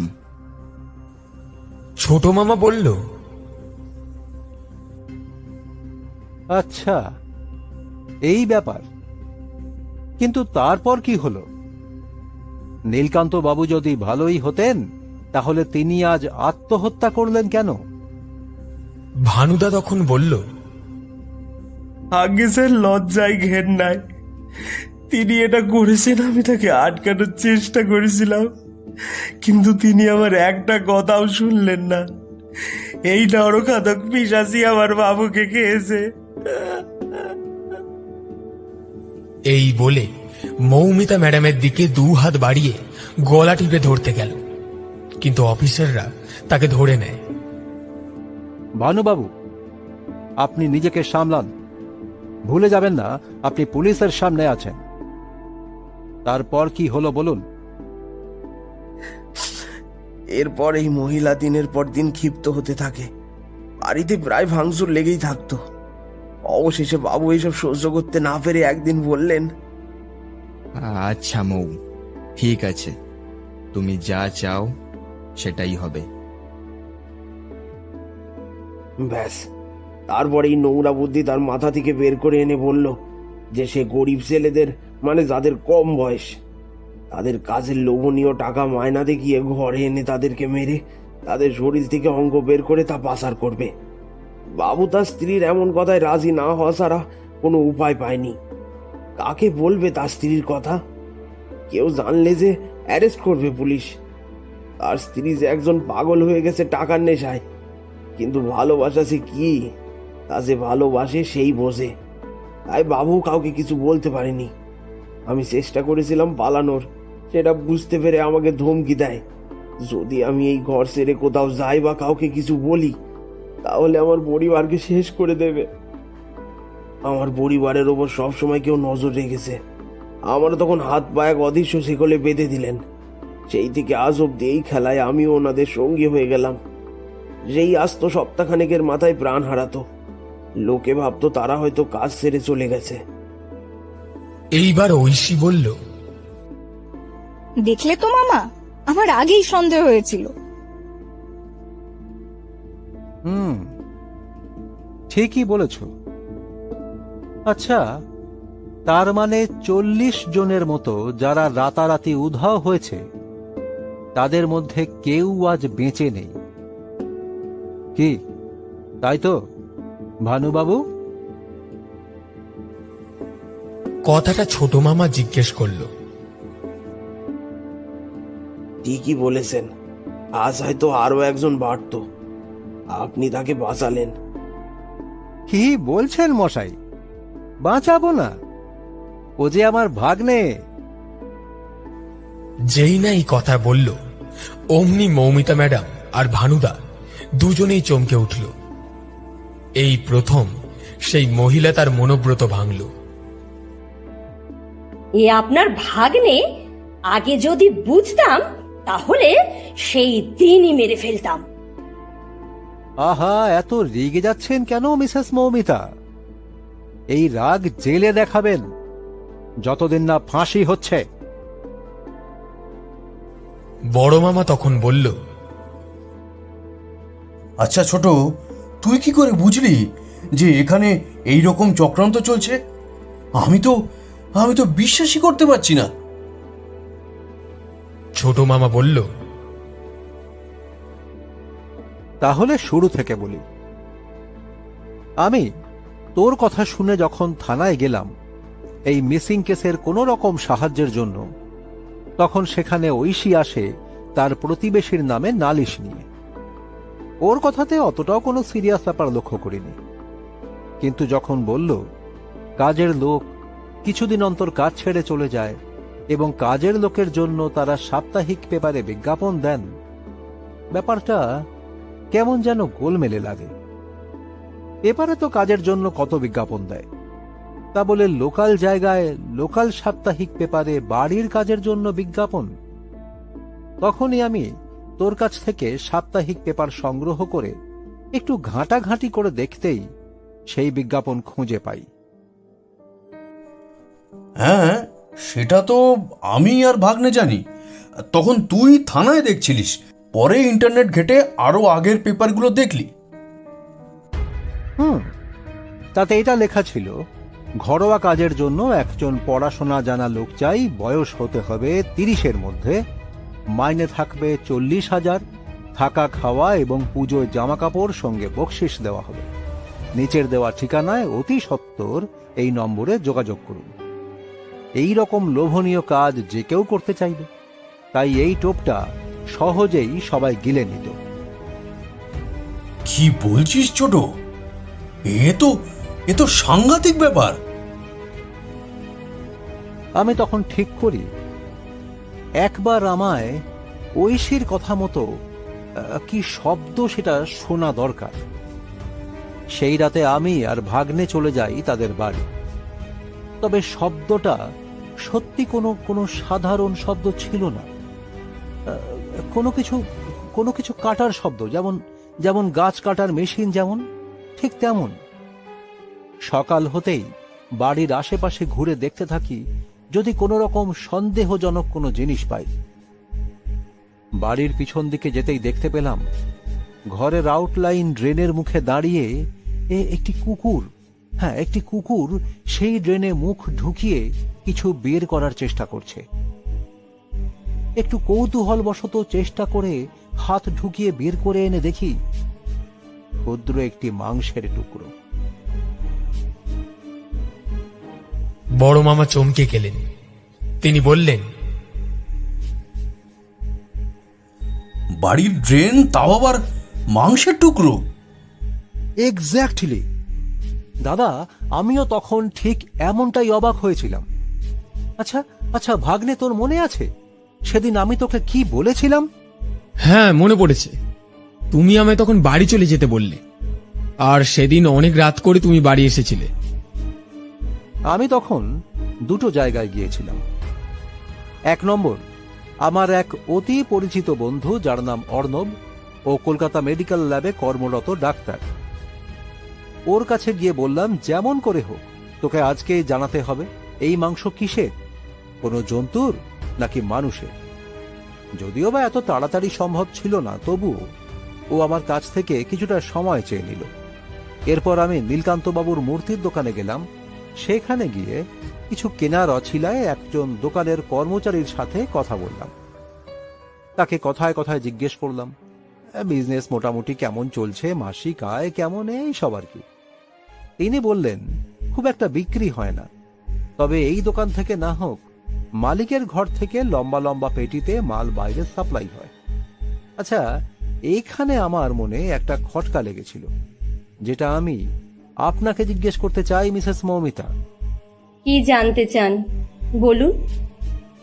আমার ধারণা সেই বড় বড় পেটির মধ্যেই খুবই গোপনে দেহের অঙ্গ আর স্কেলিটন পাচার করতেন আপনারা, তাই তো? আহা, না বলবেন না। আপনারা এইটাই করতেন। নিঝুম রাতে তাদের হত্যা করে মেশিনের সাহায্যে দেহ কাটতেন। এত যত্নে সময় নিয়ে করতেন। দেহের মাংস ক্ষুদ্র ক্ষুদ্র করে কাটতেন যাতে সহজে ঘরের নালা দিয়ে বেরিয়ে যায়। কেউ জানার আগেই তা সরাসরি বড় নর্দমায় চলে যেত। আমি বললাম, মামা, একের পর এক তুমি কি দিচ্ছ? হাসতে ভাগ্নে, দোকান থেকে যা জানার ছিল সেটা বুঝতে পারলাম। এরপর চলে গেলাম ল্যাব। সেখানে অর্ণব জানালো, তুই এই টুকরো কোথায় পেয়েছিস? আমি তাকে বললাম, সেসব ছাড়, আসল ব্যাপারটা কি সেটা বল। অর্ণব আমায় এটা জানালো, এই টুকরো নিঃসন্দেহে মানুষের, তবে পাঁজরের থেকে খসে পড়া বাদামি বর্ণের একটা টুকরো। ব্যাস, এখানেই দুইয়ে দুইয়ে চার করে নিলাম। সব জল্পনার অবসান হলো। এইবার শুধু হাতে নাতে ধরার পালা। রাস্তাতেই একটা প্ল্যান ভেবে নিলাম। যেভাবে হোক পেপারে বিজ্ঞাপন দেওয়ার আগেই কাউকে তার বাড়ির কাজে এমনভাবে পাঠাতে হবে যাতে কোনো রকম সন্দেহ না হয়। আর তাই আমি আমার সেরা অভিনেতা রিপনকে পাঠালাম, আর তার পিছন পিছন আমি। সব শেষে দীর্ঘ 5 দিন অপেক্ষার পর নিজেই ধরা দিলেন রাতের অন্ধকারে অভিনীত ভদ্র পাগল মহিলা, আমাদের সবার সামনে বসে থাকা মিসেস মৌমিতা।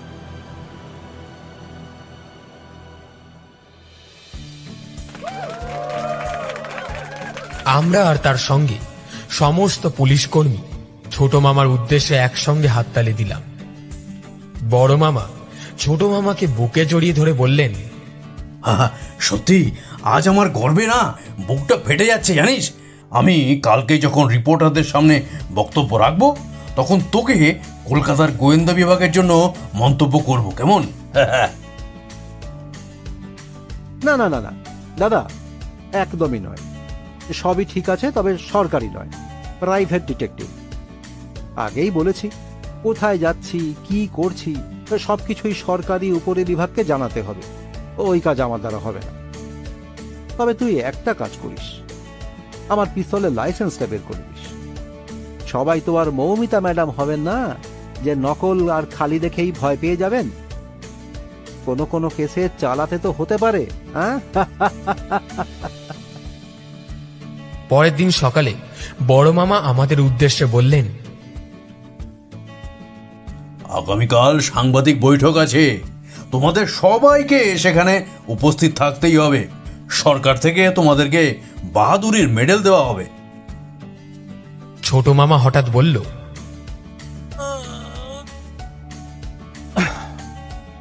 দাদা, আমার কাজ শেষ, কিন্তু তোর নয়। কেন, আর কি কাজ আছে? এইটাও বুঝতে পারছিস না? আরে জাল ভেদ করলেও ওনারা এইসব অঙ্গগুলো কোথায় পাচার করতেন তাদের তো নাম জানা দরকার। তা না হলে তারা তো দিব্যি নতুন জাল বুনে এই কাজ কোথাও না কোথাও করে যাবে। লোহা গরম থাকতে থাকতে মার দো হাথোড়া। বড় মামা একটু সরে গিয়ে থানায় ফোন করল। বুঝতেই পারলাম ম্যাডাম মৌমিতার আসল চিকিৎসা লকআপে শুরু হবে। আমি আর ঐশী বসেছিলাম পাশাপাশি। হঠাৎ ছোট মামার নজরে কিছু একটা পড়ল। গোয়েন্দাদের চোখ সব জায়গায়। প্রেমে পড়লে একটু কম বেশি বয়স কোনোটাই ভালোবাসাকে আটকাতে পারে না। তাই চালিয়ে যাও। মামার এরকম কথায় ঐশী আর কিছুতেই সেখানে বসে থাকতে পারল না। সে এক দৌড়ে ঘরে ঢুকে গেল। আমি তখন বললাম, গোয়েন্দা মামা, এটা কি ঠিক হলো? সব ঠিক ভাগ্নে, সব ঠিক। মামা তখন আপন মনে আমায় খোঁচা দিয়ে গান ধরল, তুমি যে আমার, ওগো তুমি যে আমার। শুনছিলেন আজকের গল্প ডিটেকটিভ অংশু সিরিজের প্রথম অপারেশন মাকড়সার চাল। গল্প পাঠে আমি সায়ন, অন্যান্য ভূমিকায় শঙ্কর, পার্থ, দীপঙ্কর, অনুশ্রী, রাহুল, সুতপা, চিঞ্জিত, সূর্য এবং দিব্যেন্দু। পর্ব পরিচালনায় টিম ফিকশন হাট। আবহে সূর্য, প্রচ্ছদ মুরালি। আমরা অসংখ্য ধন্যবাদ জানাই গল্প লেখক শ্রী সত্যব্রত কাঞ্জিলালকে আমাদের এই পরিবেশনায় পাশে থাকার জন্য। ফিকশন হাট অংশু সিরিজের অন্যান্য গল্প নিয়েও খুব শীঘ্রই ফিরে আসছে আপনাদের কাছে। ততক্ষণ ভালো থাকবেন।